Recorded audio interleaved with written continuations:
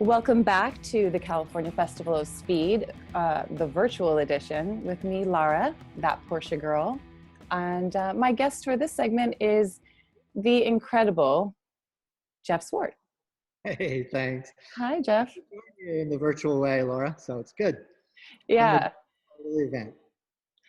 Well, I'm so glad that you were tricked into speaking with me today. I don't know what they did or how they did it, but they got you here, and I feel really honored to have you in my presence on this day. I really do appreciate it. Good, good. No, I'm glad to be a part of it. I've been out to the festival a few times, so this will be a different way to be part of it. So it's good.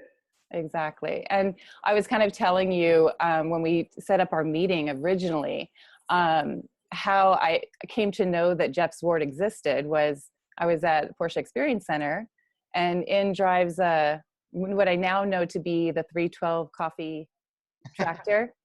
Yeah. And orange, weird looking tractor. And I took a bunch of pictures of it, and people were saying, "Oh, that's Zwart. That's Zwart." And I'm like, "What's a Zwart? Sounds good." And I went and followed you because I had started my Instagram only about almost exactly a year ago. And it was just going through and looking at your stuff here and there. I'd stolen, because I'm such a little thief, I'd stolen some pictures and posted them. I didn't even realize that I had done so. And so then I'm going through one day and I'm like, this guy really knows how to make a post. What is up with this guy? I literally took a pause going, okay, he's got some really good camera angles. He understands the look and feel of, what's going on. What's his deal? And I looked you up and I said, oh, 35 years of, or more of doing photography for Porsche and BMW and all the things that you've been doing. So I guess I was a little thick in the beginning, but so you're... Nonetheless, we're here. And yeah, I have a little bit of filmmaking experience. So it applies to my Instagram discipline. And, I view Instagram as a bit of a discipline because every day I do try to post something from my film world and from my, photography world. So, and Porsche world. So it's, sometimes about 8 o'clock in the morning, I'm going, geez, I don't really like what I'm going to post today. Maybe I should take something out and take a picture of it right now or whatever. But I do take it fairly seriously. So it's good. Well, this week has been a really cool week. And maybe since we've had all this time, you've been pulling some of your old work out of the catacombs, and it's been such an interesting read. So when you first posted it up a couple of days ago and I knew I was going to interview you, I was like, yes, he's going to give me some little tidbits of information for my interview. And it feels like we need to do this in a 10-part series to actually cover your life, because it's pretty insane what you've been doing. Well, it certainly has been.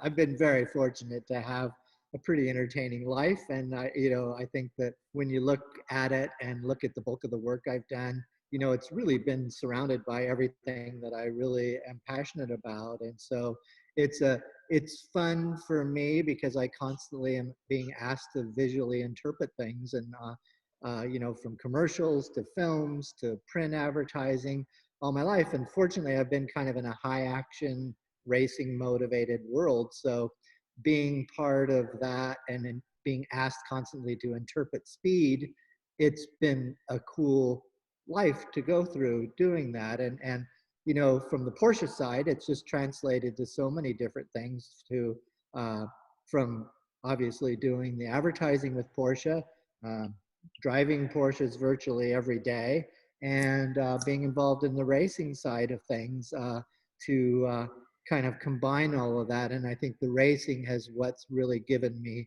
a perspective that's somewhat unique in the business because I'm telling it from a driver's point of view. And I think that side of it, is kind of my visual trademark of really being there and being part of things like that. So, and I'm motivated by speed, so it's natural that I get to shoot things that are motivated by speed. Well, and it seems to me that you're a storyteller. You tell stories through your pictures. I think that you really give a vibe of where you are and what you're doing and the energy. And so I think that's super special about your work, and probably why you've been scooped up by everybody and been utilized so well. And mentioning that, you had told me a couple days ago about the movie that you did, The Art of Racing in the Rain. And I watched it as part of my homework on you. And let's just say I had 2 ugly cries. And it I was was going to such a say you beautiful, clean up well after that. That's good. it was really a special movie. And, you know, I don't always go for a dog movie. You know, it was done so well. And I know that you were second unit director on it. What were some of the tracks that you went to? I assume you were doing track work. Yeah, we actually went to multiple places, and to maybe clarify even what my role was in the film, I was second unit director, but I was also an advisor for the overall film, which meant that even when you were in Denny's apartment, the main character, you know, where he was living, what was on the shelves and what helmets were on the shelves and what videos he would watch and these kinds of things. I was involved in a lot of different levels of the film because of that. And you know, I chose the car he was going to drive, the BMW, and chose the end scene, which was Enzo's last ride in the old vintage Ferrari. And you know, so I was involved in virtually everything that moved on wheels in there, and made sure that the racing story was staying true to the whole thing. So that that was my involvement. But you know, it took me. You know, we first went to Sebring. Because when the project was brought to me, obviously Patrick Dempsey was also involved in the film. So both of us had deep roots with IMSA. So when the project was brought to me, it was only natural, you know, you kind of want to go to the safety of your friends, and our friends were IMSA. And I thought, you know, IMSA can actually tell a tiered story of racing, of starting, you know, at a low level, entry level racing to, you know, from the Porsche Cup side of things, eventually going to GT, then to prototype, and kind of build that story that ultimately he ended up in Formula One and as a test driver. So it gave me those stepping stones. So the first part of the project, I took Milo Ventimiglia, who's the main character. I took Milo and I took the main producer to the event, and actually a whole bunch of people from the studio, including Patrick, was there. We went to Sebring, and we went to the 12-hour, and I kind of introduced them to IMSA, had them on the pit wall, had everybody there actually watching pit stops and things like that. And we, you know, my point to doing that was, and Patrick's too, was to say, we can't recreate this. We need to drop into the races and do it from a true racing position. And so IMSA agreed to us, to having us part of their events. And so that initial meeting at Sebring established the relationships, not just with IMSA, but also the teams I wanted to use. And Patrick Long, driving with Wright Motorsport at that time, John Wright was totally on board. And we said, you know, one of the key moments in the film, he will be driving actually Patrick Long's car, the car that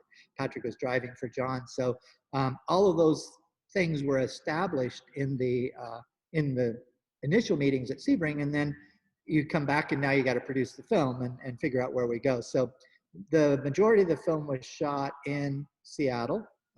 Sorry, the book was based in Seattle. The majority of the film was shot in Vancouver. And so for the title sequence, we shot a lot of it in Vancouver, but then we crossed over to get the Seattle skyline and get everything that involved Seattle, and had a lot of scenes there that we then combined with one of the end scenes, which was I think the more emotional scene of Enzo's last ride, riding around the old Ferrari. And when he was riding around the old Ferrari, that was all took place at Seattle International Raceway up there. And so we were at that racetrack. And then we created a few other kind of mock racetracks in Vancouver, one being where he did the driving school there. And then when we met up with IMSA and kind of shot all the levels of IMSA, we went to Mossport, and that was where most of it was shot outside of Toronto. And so we went to Mossport and not only shot real racing, but also shot the recreated rain scenes and all the things for that in the actual rain. We shot there. And then when it came time to do the prototype, we came down to Laguna Seca, shot there with a team down there for the prototype scenes, and then ultimately ended up in Mugello, Italy, for the final scenes of Ferrari. So I did get my racing fix, got to a lot of racetracks, Yeah. and working with IMSA was really great. And then obviously having Porsche as a central character in it was great, because Pat Long doubled for Milo in the pit Uh, stop scene, and then we actually shot the actual racing going on the tracks and in Mosport. And people who really know racing and the tracks, we shot both directions on it. We turned the cars and went the other direction for some of the scenes, and we shot on a side track at Mosport. So we kind of utilized Mosport for many days, trying to replicate as many different races as we could. yeah, it was a great movie. I actually was going to ask you if you were the one who picked the BMW 3.0. I just it was a signature. I just said this has to be him. So when you mentioned Yeah, that, and it's kind of funny how those things go, because I was like, you're in a production meeting and they said, well, what would be cool for Milo to drive? And so I kind of gave him a selection of a few cars to drive. And then, when it came back around and said, so which one should we use? I said, oh, it'd be great to use this BMW. Well, just that conversation, and then you go away and you're working on other things. And the next day I come into my office, and this crowd of people come around me, and they start laying pictures down, and they said, we need to buy 3 of these. sounds good. Sounds good.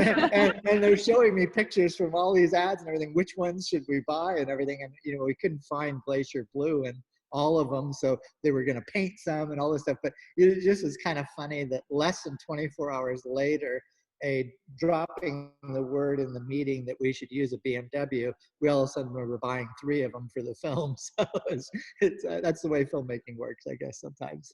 So you have a little bit of influence when you speak, things happen. It's really kind of a great place to be, I think. At least it worked that way around the family. So it's good. Yeah, you have some good taste in cars from what I've seen. I know you have some sort of collection. That's what I thought you were when I followed you originally, was this collector with very good taste in pictures. But one of the cars that we're very lucky, obviously, living in California and having such a year-round ability to go to all these cars and coffees, and some weekends there's 3 events and you can't make them all, and it's crazy. I feel like I feel guilty some days where there's a big event here, but there's something on Willow, and then I have to be, Lit Week was crazy for me. I went to like 4 events in one day. So, but we have right down the street, Crystal Cove, because you're somewhat of a neighbor of mine. Yeah. And you live about 5-10 minutes away from me. And then Crystal Cove is about 5 minutes probably away from you. I don't know exactly where you live, but I know the town you live in. And my boyfriend came back one day and said, you got to see this car. And it was the 1949 356 G-Mun Coupe. Yeah. And I mean, he's like, where else in the world can you go to a parking lot with a Trader Joe's in it and see these museum cars, and I actually looked it up to do a little history on it, because it was such a stunning car. That it's, I think, is it at Peterson that you keep it, or? It was at Peterson for the Porsche, show that was there. And then they extended its stay. They kind of liked having it around. So it ended up being there for over a year. And I was very glad to share of it. It's the 50th Porsche made. And it was actually built in Austria before they moved to Stuttgart, and built in the famous sawmill, and kind of came out of the sawmill in Austria. So it's pretty, it's a pretty special car, needless to say. And I kind of don't think about it being that special, and I drive it quite a bit and everything. And I remember at one of the Cars and Coffee, there's somebody just walking around it. And It was probably my boyfriend.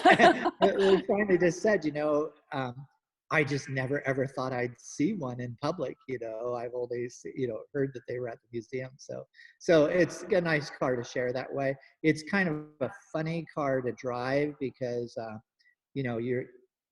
it's from 1949, but we still have to deal with the modern world we live in and get on freeways and do things like that. It only has 35 horsepower, so Oh, it just wow. barely can get out of its own way. but it's all aluminum and it's very lightweight. And, you know, they actually race them in the day. But funny enough, it's pretty terrifying on the freeway because you're pedaling as fast as you can in the slow lane. And that's pretty much the life in a Gamoon. So it's good. That's it. I call it Gmund. It's Gamund. Gamoon, yeah. Oh, Yeah. good to know. See, I'm Gmund learning. is, I've heard all things. It's just like my last name. So it goes all the different ways. Uh, how else will people say your name? Oh, Schwartz and Uh, Zwart and whatever. So, oh, gotcha. but it's good. But yeah, the name of it comes from the town it came from, because in Gmünd, Austria was where they were actually made. So that's how the first 50 cars were. And this being the 50th Number car, 50. it's Yeah. thought to be believed to be the last car in the run of Gmünd cars. So I don't know if it was your first car, but I think it was your first Porsche, which is a 914.6. And Yeah. so when did you buy that? How old are you when you bought that? You know, it's kind of a quick story I can tell, and but basically, my dad made me invest all of half of my paper route money from like age 12 on, and then when I had a second job, the deal was always had to invest half my money in the stock market, and the thing that was out there for my dad was, well, at some point.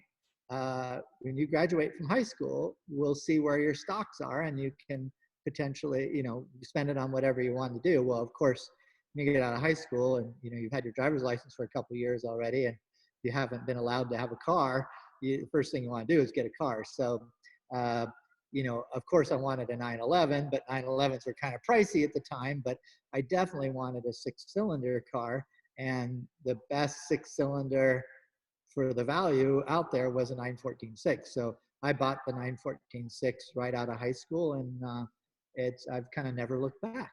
So it's been good. That's amazing story. And that just that you knew to keep it, and that now it's worth a lot more than it was. Yeah, we get it better than the stock market probably. But what's been great is that, you know, this car is the car I went to college in. It's the car that I met my wife in. It's the car that I um, literally took to the ends of earth almost, because I did the Panama Alaska rally in it, which was 25 days, 10,000 miles from Panama in Central America, clear up above the Arctic Circle and back down, finishing in Anchorage. We finished second overall in that race, driving that car. And you just think about all those. How did it handle in the extreme temperatures? I mean, being air cooled, it's pretty good already, but the car we built with a full M471 option to it, which meant that it has the 908 front oil cooler. It has everything that was for the racing version. And before we did Panama, Alaska, we modified the car in a big way to just make sure that it was going to get 10,000 miles. And we still had troubles with it, but it turned out to be a good little race car. And honestly, you know, to think that it's my first car, and then I did a huge event like that with my dad, who was in the chase vehicle. And here it was my dad who actually made me invest the money to buy it. It was kind of a full circle story. That there's so many stories like that in the Porsche world, but for me, it makes it a very special car. And, you know, like you said too, there's points along the way where you're going, oh, it's just an old car. I want to get rid of it. I want to get something more modern, but something made me keep it. And now, you know, when I look around, I think, well, that would be the last car I own. You know, it just got to stay with me. So pretty cool. Absolutely. I love that, because, you know, that's what I was thinking is, as you go along and you're like, you know, I have this car, I'm going to get rid of it, especially when you're younger and you don't really Yeah. appreciate the history behind it. So I think it's really beautiful that you kept it. And that was the first thing I thought was, how'd he know to keep that car that long? Because also the 914.6, at the time, people didn't understand why they were doing the 6, because the 911 was out. And so it wasn't as cool then, and now it's super cool. So I think. Yeah, and there was an interesting thing that happened is that the 914 was offered in 1970 and part of 1971 in the United States. And here, when I bought it in 1973, it was there were still new 914.6s sitting at the port that they couldn't sell, because when they came in and priced it, I think a 911 was only like $600 more or something. And it just wasn't like, nobody really wanted that. And by the time I got around with it, their values had really fallen. And the fact that there were still new ones sitting at the port, it was a good time to get the car. But and now, like you say, it's kind of a little bit of an insider cool deal. I love that. Okay, so, and also I had one more question about the car. Is that the original color? Yes, yeah. The car is actually the original color. It's the yellow that was offered in that year, and it's also, I lived in Germany later on in my life, 3 years later in 1976, and so I lived there, and I went to the factory and bought the flared fenders, bought the wheels, bought everything for the M471 kit while I was in Germany. And so everything is factory on it, and kind of factory in period, actually. So it's a pretty cool car. And do you tend with your collection to stay pure, or do you outlaw any of the things, or do you just like to keep it as it came? That's As about as close to an outlaw as it was, because it is obviously modified. But I, I'm a bit of a purist, and the reason being is that for me, I really like getting in a car and driving in the year it was made, with everything being that way. I think a lot of people in the Porsche Club are familiar with the 53 coupe that I drive, that I have the canoe on the roof all summer long and yeah. dog in the back and everything. That is a 1953 with a 1500cc engine in it. It doesn't have side mirrors because they didn't have side mirrors in those days. It has the 16-inch bias belt tires on it, so it's got little skinny tires on it. Everything about it drives exactly as in 1953. But I drove it to Colorado with a canoe on the roof of it, took the canoe off, drove it to Oregon, went to Rod Emery's camp out a few years ago. I just drive a massive amount of miles in that car, and it's truly 1953. And I think that nothing wrong with it. And, obviously I love everything Rod does to a 356, but I'm looking for those moments that you just can drop back in the time. And I guess I really enjoy not having a big motor in it, or not having radial tires on it, or not having things that really would make it ultimately easier to drive. But to me, the entertainment's in driving in that era. In the same way, I have a 1970 911T. It sits exactly as it did in 1970. And I just find that is fun. And I think that with the different cars that I'm very fortunate to get to drive, each one gives me an entirely different experience, but the experience is actually in the era the car was made. I want to get to your career. Yeah. And you also did jets, and I have a terrible fear of flying. Well, you wouldn't have liked that project then. No. And you have pictures of yourself hanging out the back end of, I believe, a B-25. B-25 bomber. Yeah, and basically with an old seatbelt. And you're also certified for ejection seat training. And I want to know what went into that and how you become certified to do that. Well, as a civilian, it's quite difficult because you kind of have to drop into the military world. But as you said, I started shooting fighter planes for Northrop, first on the F-20 program, and then after the F-20 program, they built the F-18. That was really their main fighter plane they were doing, and they brought me in to start shooting, the back seat and everything else on the fighter planes. And so, I went first shooting on the ground and landings and takeoffs and crews working around them. And then I don't know how it happened exactly, but suddenly I had the opportunity to fly with the fighter planes and do air-to-air missions. But it wasn't like it was that simple. I needed to get ejection seat certified, and I couldn't go into the program without actually going through all the aviation physiology and everything as if I was going to be a pilot. I mean, So I went through all the stress testing. I went through all the medical side of things.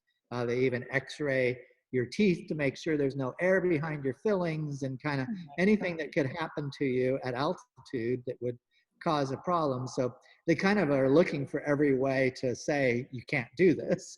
But I happened to pass everything in the aviation physiology, and I did all the stress testing and everything to get through the first wave of it. And then the second wave of it was ejection seat training and simulation, which meant that I went through all the training. They would spin you and do all sorts of things and get you in the seats and comfortable with that, and understanding all the things that would happen, let alone reasons to eject, because there could be a situation where I would have to decide to eject based on what was going on in the plane, and my pilot may not be saying anything to me. So you had to learn everything, and there was no shortcuts to it, and military was very careful about it. So, and ultimately you got in a ejection seat simulator, which went up about 2 stories inside a building, and you sat in the seat, and you basically went through the whole drill, and you pulled, to eject. And it taught you that you needed to be in the right position, head position, back position. Your equipment couldn't be around you, everything to do that, because even in It'll, the simulator was 9 and a half G's actually going out.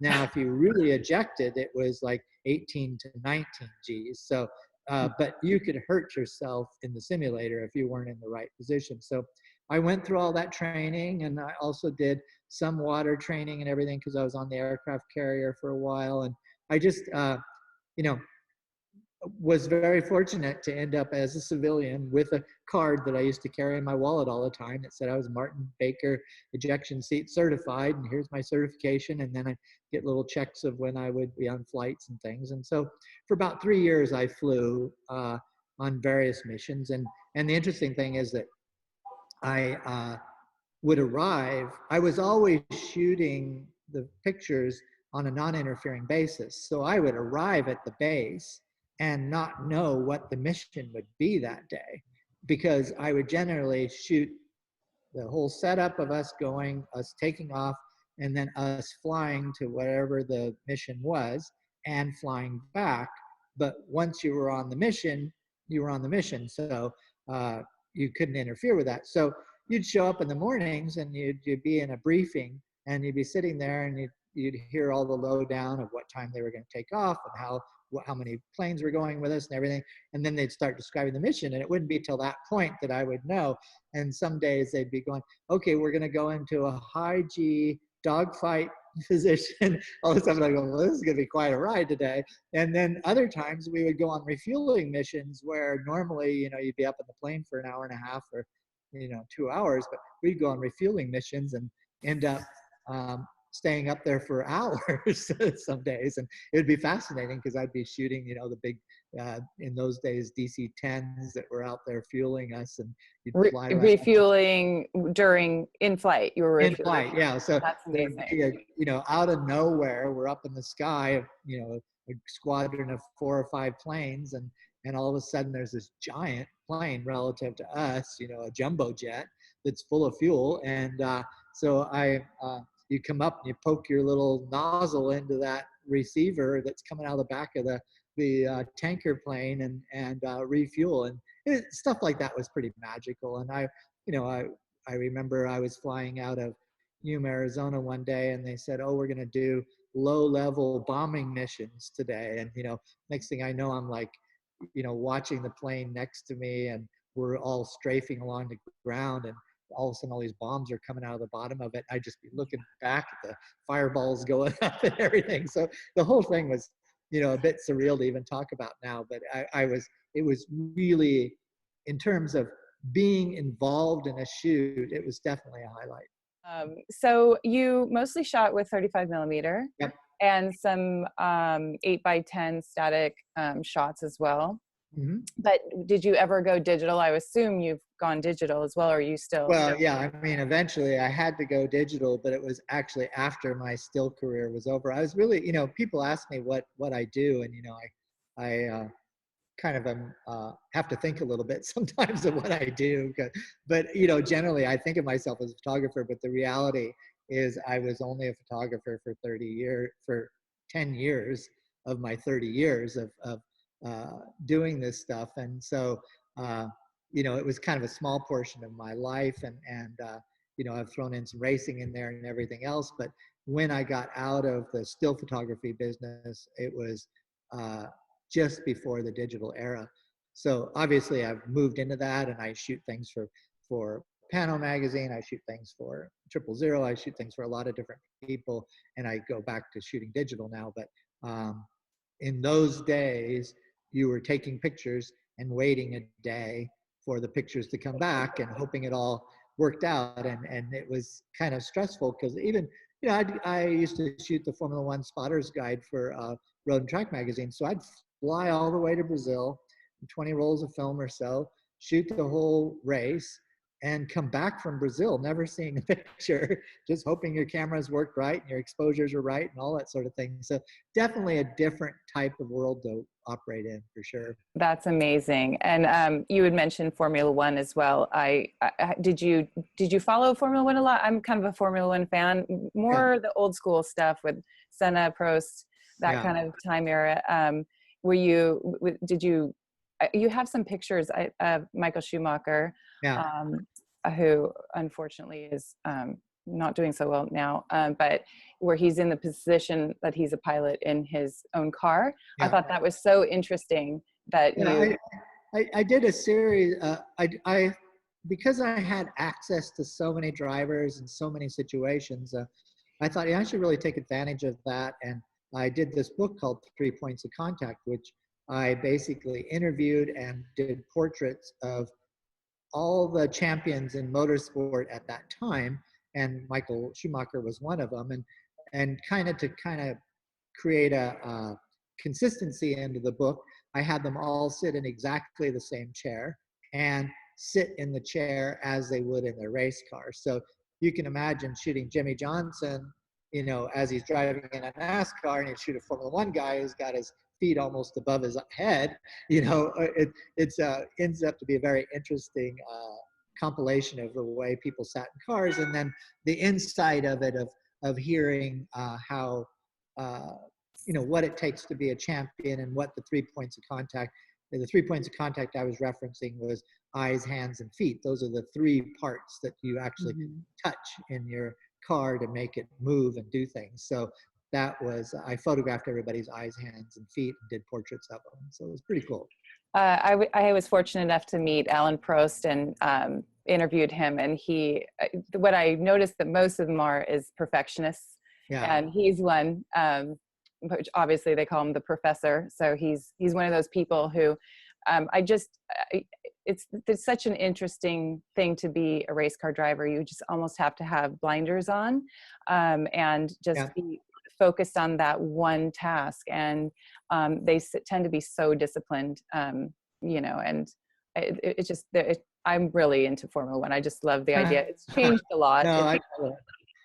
I felt so fortunate to get to shoot as much Formula One as I did. I did Hewlett Packard with Ralph Schumacher, Michael's brother, and Juan Pablo Montoya.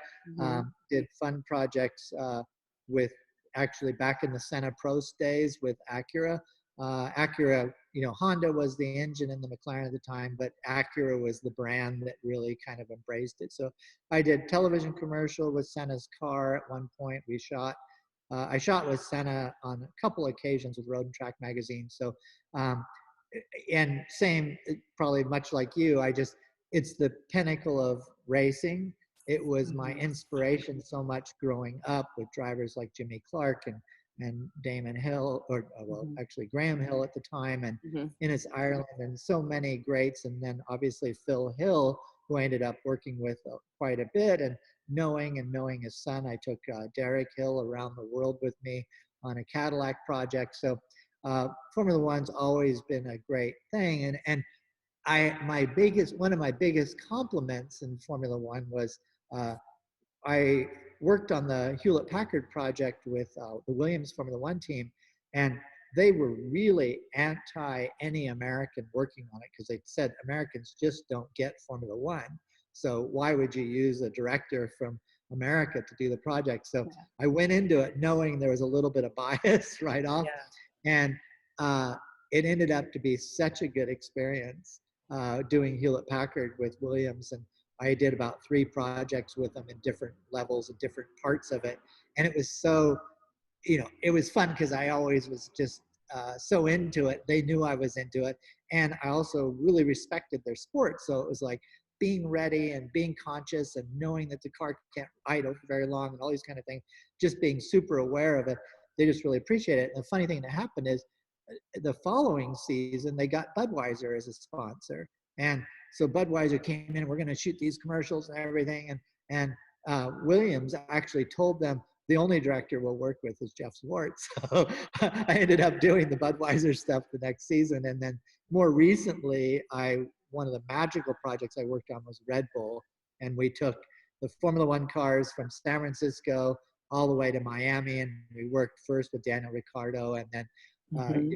finished up in Miami. And it was just a fun project because we literally drove the car across the Golden Gate Bridge. We did pit stops on the Bay Bridge. We raced through Monument Valley. We did the Las Vegas Strip. We did pit stops on the beach in Miami. So it was just a magical project that took a lot of time to do, but being fully immersed with Formula One and the team and the drivers, everything was just a great project.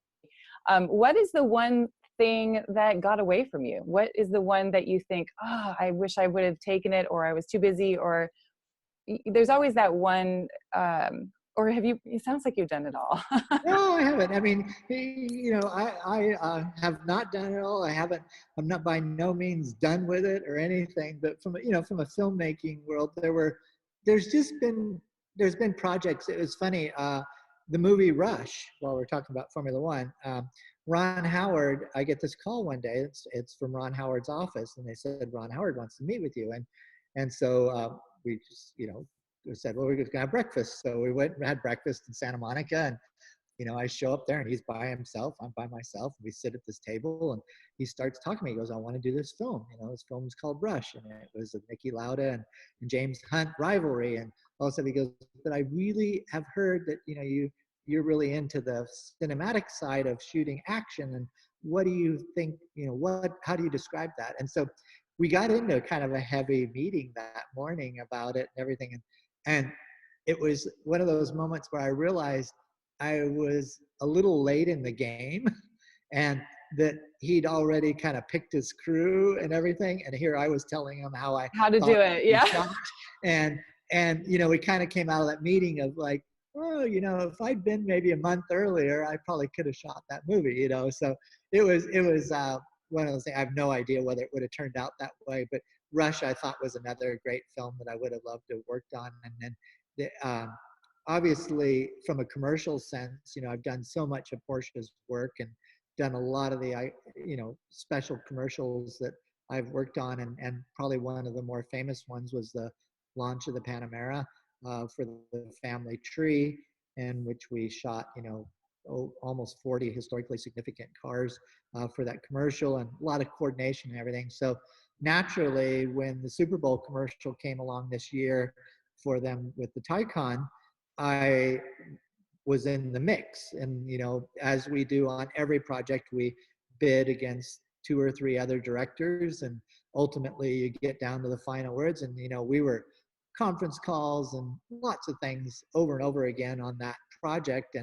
And it was so much of kind of an evolution of family tree of historical cars and great moments and stealing cars out of the museum. And so all of us, the 3 directors that were in the final thing, all came up with the scenarios that we would do and what we would be highlighting in it. And ultimately I didn't get that job. And, I think the good thing is I don't, I've been so fortunate to get so much work in my life that when you don't get something, it feels bad to me when it's not done well, because it's a missed opportunity.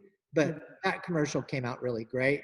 It was a wonderful commercial for the Super Bowl, everything about it. I didn't shoot it, but I felt really good because obviously Porsche is the brand. I love the Porsche brand, and I want good things to happen for Porsche no matter who's working on it. So I thought I would have loved to have shot it, but it came out so great.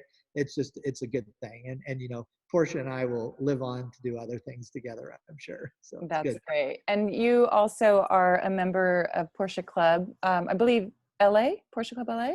I've kind of bounced around. I think I'm Orange County. Oh, are So you? Oh, yeah, okay. so but I look at Porsche as a family, not really about the regions. And, I get to go to so many events and so many places that are really highlighting the Porsche culture, and the club is so strong. And I really do enjoy each month doing the last page of Pano, and kind of let people see a little bit of my Porsche life each month. So that's been a great project for me too. Yeah, I was going to mention that you contribute each month and you have such a close relationship and obviously love Porsche entirely. But and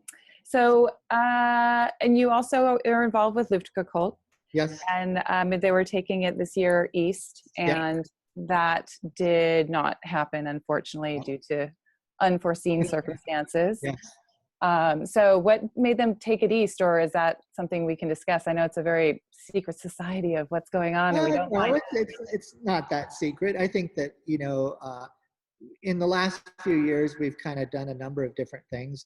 And from Patrick's standpoint, for me, I handle all the visuals, and I kind of make sure that from the visual storytelling that we do at each event that we're on point. And we had the opportunity the last couple of years of taking things to England. We did one in England. We did one in Munich. Uh, and then most recently, we did one in Austria at the ice race, but that was a little pop-up kind of more Yeah. thing, really controlling the event.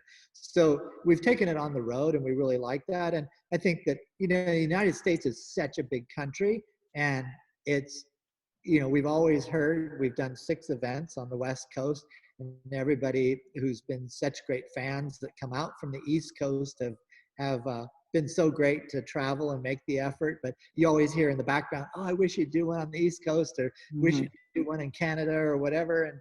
And so finally, for me and for Patrick also, it's all about finding a venue. And we found a great venue on the East Coast, and it was centrally located to the New York area and to the Florida area. So we felt like it was kind of a good area to bring a lot of cars together. And quite honestly, the Porsche culture is so strong everywhere that for us to kind of eliminate the whole East Coast for this long, it was due that we kind of go out there. And for me, I'm excited, be a new group of cars, new group of people, bring the show to the people. I have a great venue to kind of set up in it, and Patrick's all into it. And so we're very excited about it. And it's kind of one of those things where we have typically, at least at this point, not revisited any location. So it's just taking it to a new location.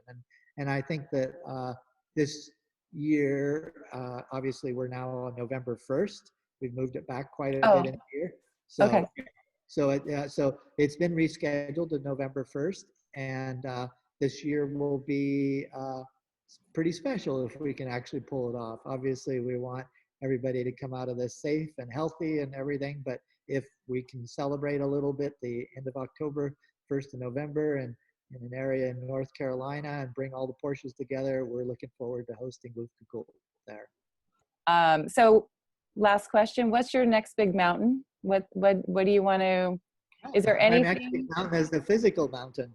My next big mountain is the mountain of Pikes Peak. Oh yes, I didn't even get into that. That's in my I notes. actually have a physical mountain to get up. So, I've been, coaching the last 2 years with Porsche Motorsport. And obviously I have quite a bit of experience at Pikes Peak. I've raced there 16 times in 12 different Porsches. So been up there a few times, and, every time. You've won your class 8 times, right? 8 times, yeah, something like that. So it's but I like telling stories there. I like going there, kind of going against the odds at times.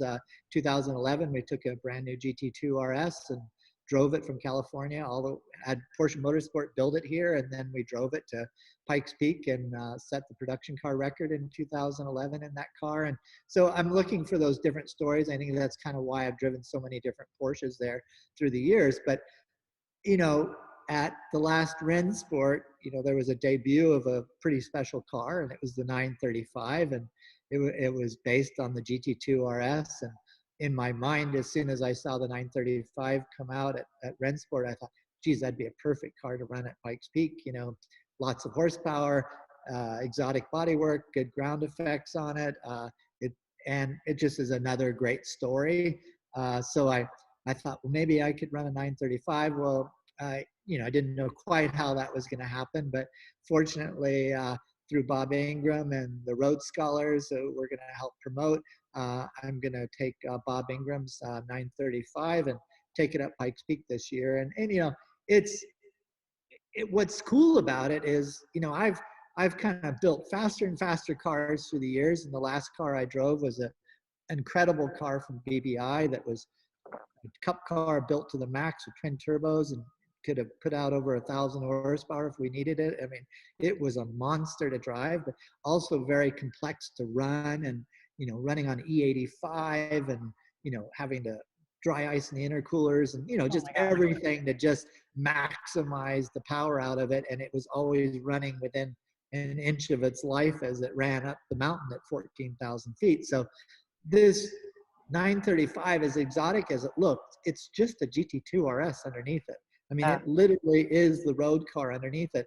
You turn the key in the ignition. You have to have the, you know, gear selector in the right position for it to even start. You know, it's kind of, once you settle in it, it's nothing like a race car. It feels like a street car in so many ways. So, you know, 700 horsepower and that kind of reliability that was built in, since it's based on a road car. It should be a really nice car to drive because, you know, I'm going to be coaching for Porsche Motorsport again in the GT4 Club Sport class. So I've already got a job to do there. So to not have to chase kind of the mechanical end of it and the testing end of it on the GT2 RS, it should be a nice package to drive up there. And so, you know, when you're asking about the next mountain, that's the literal mountain. I'm going to be going up that. And again, as you know, so many events are, it's been delayed. And so it's the end of August now rather than the end of June. So that's pushed us back a couple months on it. But